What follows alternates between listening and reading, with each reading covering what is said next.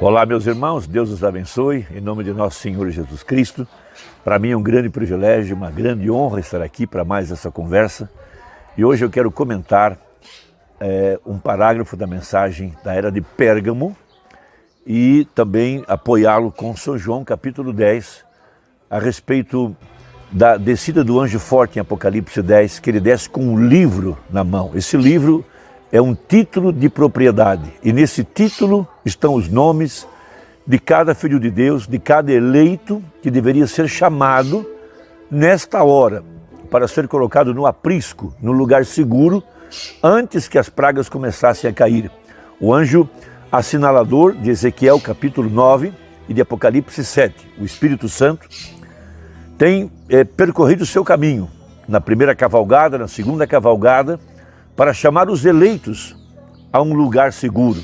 O profeta usou o Salmo 27 para pregar a mensagem o arrebatamento, porque ele sabia que a igreja seria arrebatada em meio às pragas, no que a gente chama de a pré-tribulação.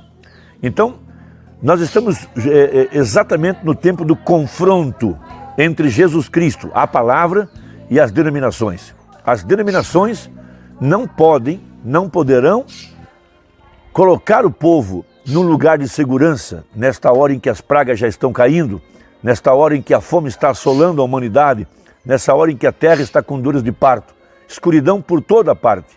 Mas para a igreja, graça. A pedra cortada sem mãos de Zacarias, a pedra com 7 olhos, veio clamando graça, graça a ela. Veja, esse é um tempo de graça para a verdadeira igreja, exatamente como Israel, lá em Gósen, enquanto as pragas caíam sobre o Egito, para Israel, graça. Veja, e essa pedra cortada sem mãos, a mesma pedra que Daniel viu, a mesma pedra que Zacarias viu, a mesma pedra que falou Pedro, a pedra angular, a pedra de coroa, a pedra principal que foi rejeitada.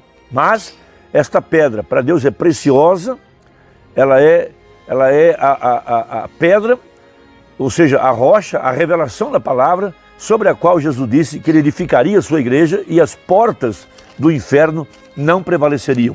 Veja 200 milhões de demônios foram soltos em Apocalipse 9. As portas do inferno foram abertas, veja, para trazer uma cortina de fumaça sobre a verdade da palavra. Veja, para desviar os olhos dos incrédulos que foram cegados pelo Deus dessa era maligna.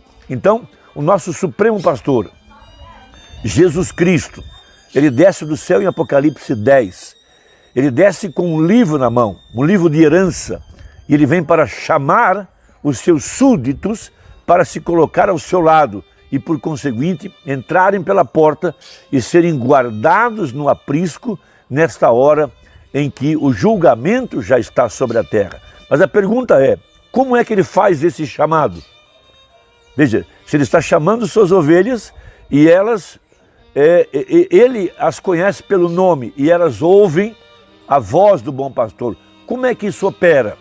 Como é que isso está funcionando? Então o profeta explica isso na mensagem à era de Pérgamo. Vamos então tomar São João capítulo 10, a partir do versículo 1, sobre esse tema. Na verdade vos digo que aquele que não entra pela porta, no curral das ovelhas, então veja, só há uma porta de entrada, essa porta é Jesus Cristo.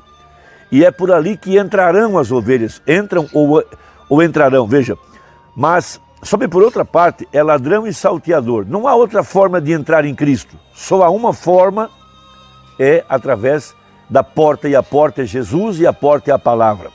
Aquele, porém, que entra pela porta é o pastor das ovelhas. Veja, a esse o porteiro abre. Veja, e as ovelhas ouvem a sua voz. Veja, aqui está o ponto. Como é que essas ovelhas estão sendo chamadas hoje, nesse tempo em que o nosso parente redentor levantou-se do trono de intercessão para agora ocupar o seu posto de redentor?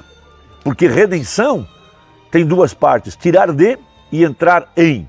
Veja, nós saímos do Egito, mas temos que entrar em Canaã, na terra da promessa. E a terra da promessa é vida eterna. E nenhum homem pode dar vida eterna a outro homem. Veja, e vida eterna vem pelo poderoso batismo com o Espírito Santo.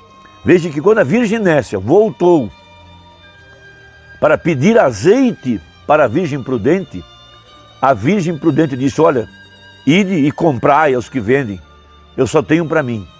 Veja, nós não podemos dar o Espírito Santo para outra pessoa, nós podemos pregar o Evangelho, mas vai depender da eleição, vai depender de crer. Como disse Isaías, quem deu crédito à nossa pregação? O eleito dá.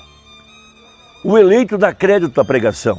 E quando ele crê na palavra, é a ele que o braço de Deus é manifestado.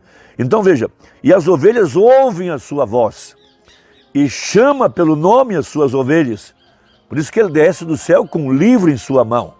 Ele não está chamando aleatoriamente, ou de qualquer forma, ou qualquer pessoa.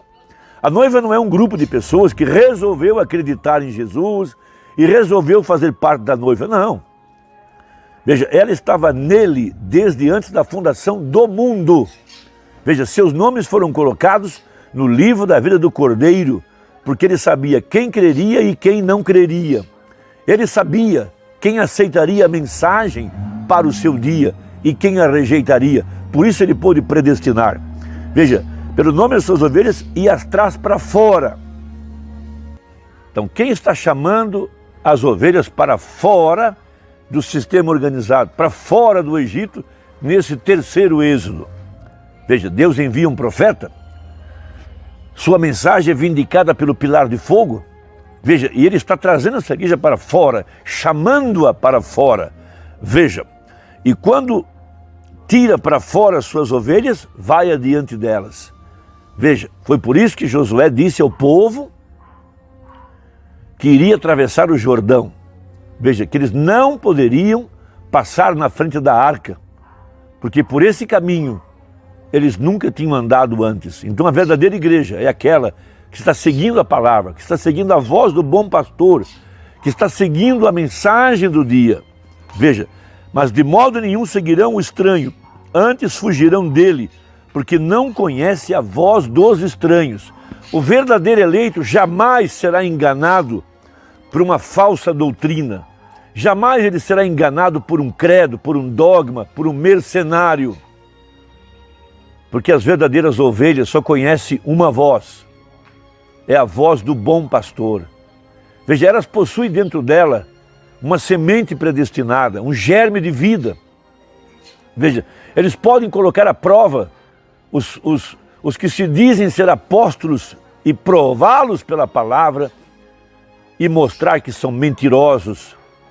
Esses que dizem que podem separar o homem William Branham do ministério de Jesus Cristo através do William Branham. Eles não podem entender que o homem e sua mensagem são a mesma coisa. Eles não podem entender que uma parte da verdade está explicada e pregada nas literaturas, mas a outra parte da verdade estava revelada na vida do irmão Branham, porque ali estava a vida de Jesus Cristo. Ele podia dizer, já não sou eu quem vivo, é Cristo quem vive em mim. Por isso que quando ele foi levado lá fora, onde estavam aqueles 7 picos, ele pôde olhar para aqueles picos e ver a sua própria vida. Primeira puxada, segunda puxada, terceira puxada, mas também ele viu os vales, as crises, as perseguições, as horas difíceis de sua vida. E depois, quando veio aquela profecia em francês, foi quando o Espírito Santo disse, tu tens andado pela tua própria escolha. É um caminho apertado, um caminho difícil, mas é o meu caminho. Quando ele estava em crise existencial, ele queria abandonar o ministério, queria ir para a montanha para viver como um caçador, deixar sua barba crescer e vir à cidade para pregar uma mensagem quando fosse ordenado. Veja, mas disse o Espírito Santo, execute os teus planos e você se tornará um vagabundo. Porque não era a vida dele, era a vida de Jesus Cristo através dele. Veja, aquele caminho apertado, veja, era o caminho de Jesus Cristo através da vida dele, porque um homem e sua mensagem são a mesma coisa. Então as ovelhas estão ouvindo a voz do bom pastor. Então, como é que Jesus está chamando essas ovelhas? Pelo seu nome. Porque ele desce do céu com o livro aberto E qual é a sua meta?